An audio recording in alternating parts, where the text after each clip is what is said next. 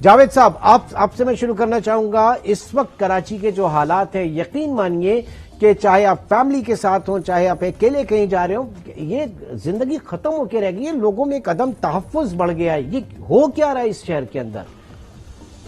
اعوذ باللہ من الشیطان الرجیم، بسم اللہ الرحمن الرحیم. عمران صاحب، سب سے پہلے تو میں آپ کا بڑا مشکور ہوں کہ آپ نے اپنے اسٹوڈیو میں مجھے اپنے خیالات کے اظہار کا موقع دیا.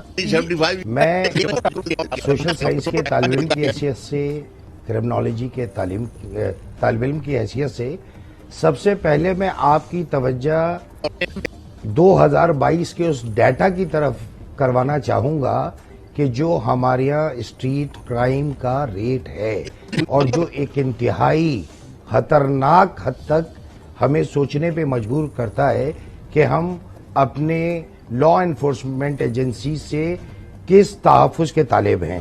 میں آپ سے عرض کروں کہ 2022 کا جو رپورٹڈ ڈیٹا ہے تقریباً 81,000 وارداتیں ہوئی ہیں، جس میں 52,000 جو ہیں وہ موٹر سائیکل چھینی گئی ہیں یا چوری ہوئی ہیں. اسی طرح سے 26,400 موبائل سے عوام محروم ہو گئی ہے اور تقریباً 2,500 سے 3,000 گاڑیاں یا تو چوری ہوئی ہیں یا چھین لی گئی ہیں. اب سوال یہ پیدا ہوتا ہے کہ ہم اس صورتحال پہ کیوں کر کھڑے ہیں. صورتحال اس طریقے کی ہے کہ معاشرے میں ریاست اپنی بنیادی ذمہ داریوں کو ادا کرنے میں ناکام سے ناکام تر ہوتی جا رہی ہے. اور جب میں ریاست کی بات کرتا ہوں تو ریاست سے تعلق رکھنے والے میں ان شعبوں کا ذکر کرتا ہوں کہ جن کا بنیادی کام ہمیں تحفظ فراہم کرنا ہے.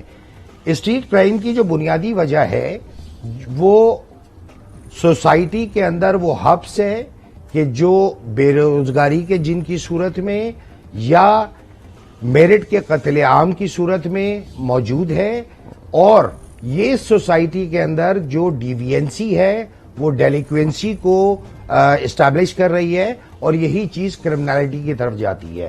جب وہ کرمنالٹی کی طرف جاتی ہے تو ہمارے معاشرے میں صرف کرائم کنٹرول نہیں، اگر آپ صحت کے شعبے میں بھی چلے جائیں تو وہاں 500 مریض پہ 5 ڈاکٹر بھی دستیاب نہیں ہے. یہی حال ہمارے یہاں پولیس کا بھی ہے، یا جو پیرا ملٹری اسٹاف جو کراچی میں موجود ہے وہ بھی کافی حد تک اس چیز میں ناکام ہے.